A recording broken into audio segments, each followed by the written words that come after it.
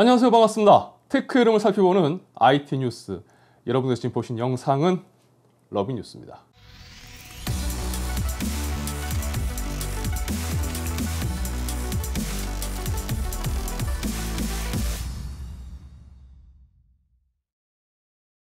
CES 발표에서 빠져 있어서 월말 3090 Ti 관련 추가 소식에서 거론될 가능성도 예상되었었던 RTX 3080 12GB 모델이 출시되었습니다. 그러니까 엔비디아가 별도의 언급 없이 조용히, 그러니까 제가 쓰는 표현으로 깜깜이 출시되었던 RTX 2060 12GB 모델 이후 또다시 엔비디아가 별다른 언급 없이 조용히 출시를 진행한 건데요. 공식 홈페이지에 기재된 스펙 시트를 보면 메모리만 2GB가 늘어난 게 아니라 대역폭이 늘어났고 또 쿠다 프로세서의 숫자도 소폭 상승했습니다. 자, 메모리 용량 증가는 대부분 예상하시는 부분에서 그쪽 영향이 클 것으로 보이고요. 늘어난 쿠다 프로세서 영향은 게이밍 성능에서 기존 3080 10GB 모델 대비 어떤 성능 향상이 있을지는 물론 확인을 해봐야 되겠지만 최근 엔비디아의 행보를 보면 왠지 주력 게이밍 시장의 소비자용 제품은 공개적으로 드러내고 보여주는 한편 일부 모델, 아무래도 이 특정 그쪽 시장에서 관심을 끌만한 모델은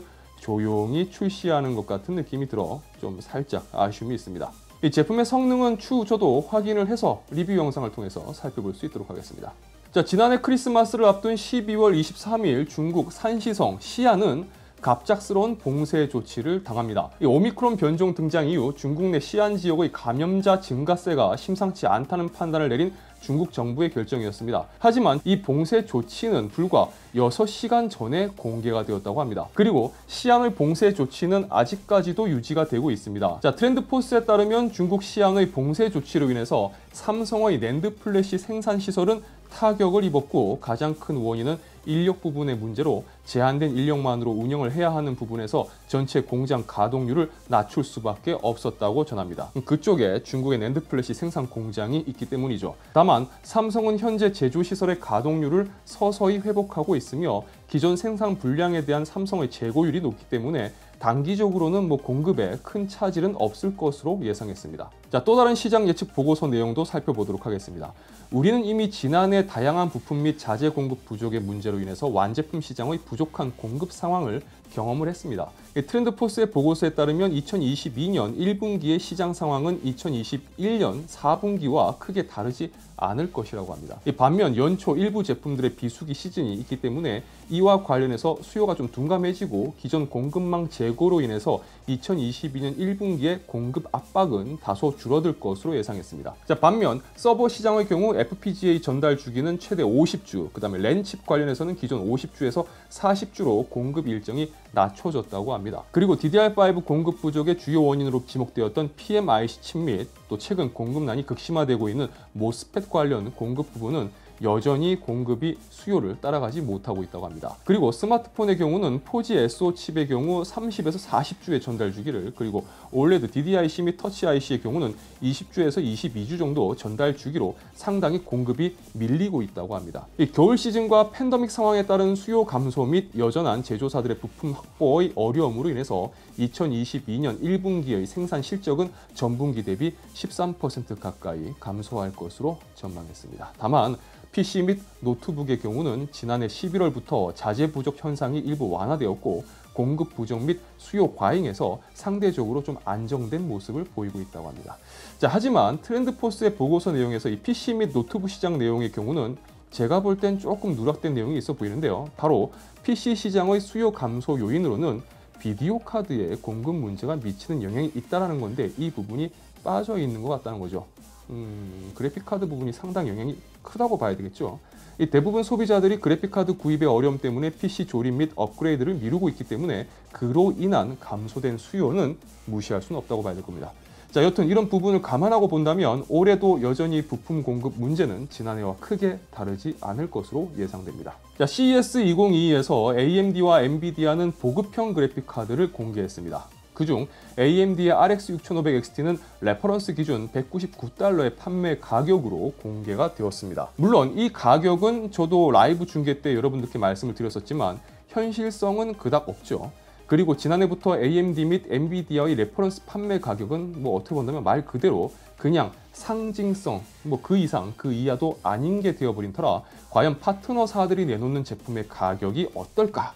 이게 관심사였습니다. 그런데 최근 트위터를 통해서 나온 내용에 따르면 에이수스의 터프 RX 6500XT의 경우 334유로, 그러니까 현재 환율로 계산하고 부가세 포함하면 49만 8,515원, 에이수스 듀얼 RX 6500XT의 경우는 299유로, 현재 환율에 부가세 포함할 경우 44만 6,275원의 MSRP를 가지는 것으로 전해졌습니다. 자, 일단 유럽 시장과 국내 시장의 가격이 뭐 반드시 똑같이 움직이는 것은 아니지만 여튼 지금 이 금액이 MSRP라는 점을 생각해 본다면 역시 올해도 그래픽카드 시장은 참 안타깝지 않을까라고 생각해 볼 수 있을 것 같습니다.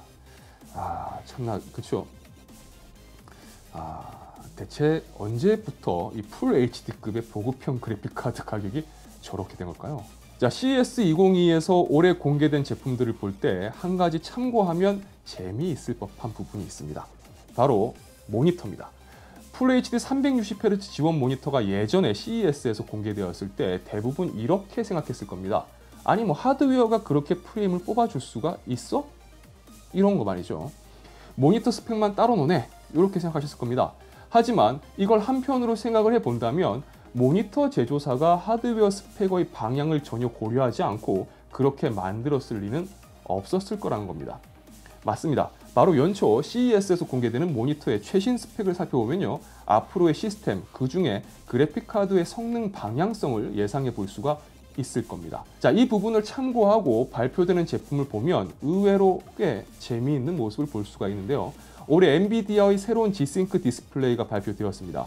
자, 보시면 이전에 우리가 알고 있던 모니터 스펙과 상당히 다른 것을 알 수가 있습니다. 우선 드디어 QHD 해상도에서도 300Hz가 등장했습니다. 또한 기존 144Hz가 최대였었던 물론 LG 모니터 같은 경우는 오버드라이브를 통해서 160Hz까지도 올라가는 모델이 있습니다.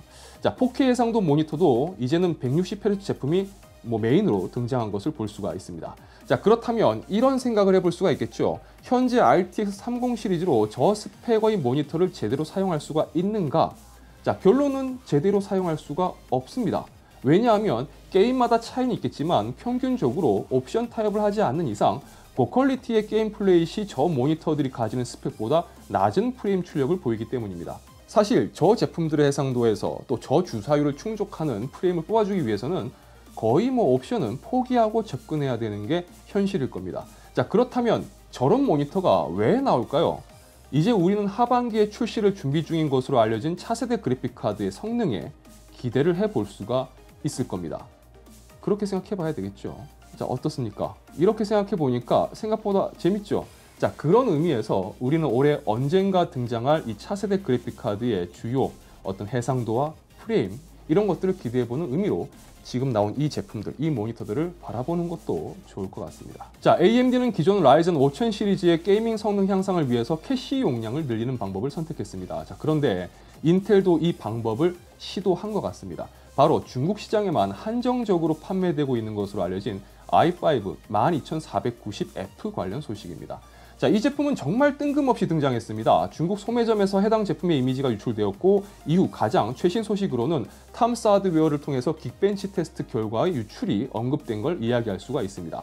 일단 이 제품은 12400보다 베이스 클럭이라든지 부스트 클럭이 200MHz 더 높습니다. 그리고 L3 캐시가 20MB로 아주 조금 더 커졌습니다. 자, 유출된 벤치 자료를 보면 12400 대비 싱글 코어 스코어는 대략 10% 정도, 그리고 멀티 코어 스코어는 14.5% 가까이 향상된 것을 볼 수가 있습니다. 자, 게다가 12500과 비교한 내용에서도 싱글 코어 스코어 2.5%, 멀티 코어 스코어도 5.3%가 앞서는 것을 볼 수가 있습니다. 자, 어쨌든 이 유출 내용만 가지고 정확한 이 제품의 포지션을 평가하기에는 아직 어려움이 있지만 그래도 분명 12400보다 클럭이라든지 L3 캐시 용량 부분에서 올라간 만큼 성능적으로는 좋을 수밖에 없을 겁니다. 문제는 왜 이 제품이 중국 시장 한정으로만 나왔는가라는 부분이겠죠. 여튼 인텔은 뜬금없는 행동을 좀 하는 편인데 한국에도 좀 출시해줬으면 좋을 것 같네요. 선택지는 다양할수록 좋은 거니까요. 자, CES 2022에서 살짝 모습만 공개된 젠4 관련 추가 소식을 살펴보겠습니다. 일단 벤치는 아니지만 젠4로 예상되는 엔지니어링 샘플의 정보에 대한 이야기가 나돌고 있습니다. 일단 유출된 내용을 간단하게 살펴보면 이렇습니다. 8코어 16스레드 모델과 16코어 32스레드 모델의 이 젠4 프로세서로 유출되는 이 내용이 나왔고, 특이점이라고 한다면 이전 5000번대에서 L2 캐시는 512KB였으나 유출된 모델을 살펴보면 L2 캐시가 1024KB로 늘어난 것으로 보인다라는 부분입니다. 또한 젠4 모델은 3D V 캐시의 적용 유무에 관련해서 적용이 될 수도 있고, 뭐 아니면 적용, 미적용 이렇게 모델이 나뉠 수도 있다는 루머가 나오고 있습니다. 그러니까 현재 캐시 메모리 쪽으로 이야기가 모이고 있는데요. 아무래도 AMD는 젠4에서 성능 향상의 주요 스펙 사항으로 캐시 메모리를 강화할 것이라고 볼 수도 있을 것 같습니다. 뭐 그렇다고 하더라도 올 하반기에 출시될 것이기 때문에 뭐 구체적인 내용은 좀 더 기다려 봐야 되겠죠. 자, 다음은 AMD가 CES 2022에서 뭐 별도의 인터뷰 자리에서 이렇게 이야기했던 부분에서 나온 내용인데요. 리사수는 AM4 소켓이 장기간 오랫동안 역할을 해온 것에 대해서 크게 만족한다며, 정확히 AM4처럼 언제까지라고는 현재 말할 수는 없지만 AM5 역시 비슷하게 꽤 오랫동안 소켓 호환성을 유지할 것이라고 밝혔다고 합니다. AM4 소켓이 2017년부터 무려 5년 가까이 소켓 변경 없이 호환성을 유지해 왔었는데, AM5도 비슷하게 호환성 유지를 이어갈 것이라고 하니까요. AMD 유저분들은 굉장히 환영할 만한 내용이라고 생각해 볼 수가 있겠죠. 자, 유튜브 러비다촌에서는 IT 관련 정보와 리뷰 언박싱 팁을 전해드리고 있습니다. 영상이 유익하시다면 좋아요와 구독 그리고 알람 설정 부탁드리겠습니다. 여러분들의 좋아요와 구독은 영상 제작에 큰 힘이 됩니다. 시청해 주셔서 진심으로 감사합니다. 지금까지 아토였습니다. 좋은 하루 되세요. 자, 지난주 CES 중계 이후 개인적인 일이 좀 급하게 생겨가지고 한동안 뉴스 영상의 전달이 늦었습니다. 죄송합니다. 자, 그래서인지 사연이 좀 밀렸어요. 너무 늦게 축하드리는 분들이 많아가지고 개인적으로 너무 죄송합니다. 자, 먼저 1월 4일에 사일런트 뮤님이 23번째 생일이셨다고 합니다. 근데 보면 뭐 회사 퇴사 이야기도 있는 거 보니까 일찍 사회생활을 시작하신 것 같아요. 지난해 힘든 일들이 좀 많으셨던 것 같은데 올해는 진짜 좋은 일만 가득하시길 기도하겠습니다. 저도 작년에는 좀 개인적으로 많이 힘들었거든요. 그래도 해가 바뀌고 또 이렇게 뭔가 새로운 마음가짐으로 시작한다고 생각하니까 일단은 힘들었던 지난해를 떠올리기보다는 올해 좋은 일들만 있을 거라고 생각을 하고 개인적으로 좀 힘을 내고 있습니다.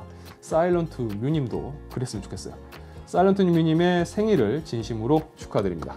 새해 복 많이 받으세요. 축하합니다. 자, 다음은 JJ님께서 지난 8일 둘째의 생일이셨다고 하셨습니다. 벌써 세 번째 생일이라고 하시는데요. 세 번째 생일이면 한참 귀여울 때 아닌가요? 엄청 이쁠 때일 것 같은데, 제가 뭐 결혼, 육아, 연애 사실 이런 쪽 이야기가 나오면 참 할 이야기가 확 줄어들긴 하는데, 그래도 이렇게 결혼하시고 한 가정의 가장 그리고 아버지 역할까지 하시는 걸 보면 정말 존경스럽습니다. 자, 영상 챙겨봐 주셔서 너무너무 감사드리고요. 올해는 좋은 일들만 가득하시길 기도하겠습니다. 그리고 우리 JJ님의 둘째, 올 한 해도 건강하게 잘 보낼 수 있기를 기도하겠습니다. JJ님의 둘째 생일을 축하합니다. 자, 그리고 9일 호르몬 동님께서 생일이라고 하셨어요. 제 영상을 보면서 PC에 흥미를 가지셨고 또 이걸 통해서 여자친구의 PC를 맞춰주면서 인연이 되었다고 하시는데, 제 주변에는 왜 이런 인연이 없을까요? 호르몬 동님 능력자네요. 부럽습니다. 자, 여친 생기고 첫 생일이라고 하시는데 사랑하는 사람과 함께 생일을 보낼 생각에 너무 설렌다고 하셨어요. 생일 지났는데 잘 보내셨죠? 좋은 생일 보내신 거죠. 행복한 시간 보내셨죠? 그렇죠. 그렇겠죠. 아무렴. 부럽네요. 그런데 왠지 이 사연 제가 읽으면서 자꾸 드는 생각인데, 정말 생일 축하 받고 싶으셔서 남기신 거 맞죠? 아무리 생각을 해봐도 염장 지르는 사연 같긴 한데, 그래도 정말 진심으로 축하드립니다. 자, 올해도 좋은 일만 가득하시고요. 여자친구분하고 오래오래 검은 머리가 팥뿌리가 될 때까지 아름다운 사랑하시길 응원하겠습니다. 화이팅! 그리고 지난 10일 이노 이하나 261님의 어머님 생신이셨다고 합니다. 사연을 보니까 이노님이 엄청 효자세요. 어머님께서 진짜 오랫동안 일을 하셨나 봅니다. 모니터를 뭐 보는 현장 일을 오래 하시다 보니까 목도 굽으셨다고 하고 또 백내장 수술까지 받으셨다고 하는데 어머님 생각하시는 그 마음이 너무 짠해요. 사연을 읽고 보니까. 요즘은 어머니께서 주식을 하시나 봐요. 그동안 힘들게 고생하셨을 어머님이 이제는 좀 건강하게 오래오래 아드님과 행복한 노후 보내실 수 있기를 기도하겠습니다. 어머님의 생신 진심으로 축하드릴게요. 축하합니다. 예. 자, 그리고 깻잎머리님께서 10일 생일이셨다고 해요. 그리고 2월에 군대 간다고 하셨는데, 그렇죠. 군대 생각에 아마 좀 생일이라고 해도 기분이 조금 그러셨을 것 같아요. 그런 말 있잖아요. 오늘을 즐기라. 이런 말 있잖아요. 미래에 걱정되는 일이 있다고 해서 지금 그거를 뭐 붙잡고 걱정한다고 해서 만약 그 미래의 일에 뭐 도움이 되거나 혹은 해결할 수 있거나 뭐 이렇다면 모르겠지만 그렇게 할 수가 없고 뭐 불가항력이라고 한다면 그냥 오늘 지금 이 순간을 즐기시는 게 저는 더 좋은 거라고 생각합니다. 남은 시간 재밌게 행복하게 보내시고 또 군대 가실 땐 또 열심히 멋지게 잘 해내실 거라고 생각합니다. 올해 좋은 일들만 가득하시길 제가 기도할게요. 훈련소에서 훈련 다치지 않고 잘 받으시고 또 자대 배치 후에도 좋은 선후임들 만나서 의미 있는 또 도움되는 군생활 하시길 기도하겠습니다. 그리고 생일 진심으로 축하합니다. 축하드려요. 자, 시간이 참 무섭습니다. 새해 첫날이 어제 같았는데 벌써 1월의 반이 지나갑니다. 네. 건강 잘 챙기시고요. 꼭 외출하실 때 마스크 착용 잊지 마시고 또 그리고 틈틈이 이 손 씻으시는 거 아시죠? 개인 위생 꼭 신경 쓰세요. 구독자 여러분 사랑합니다.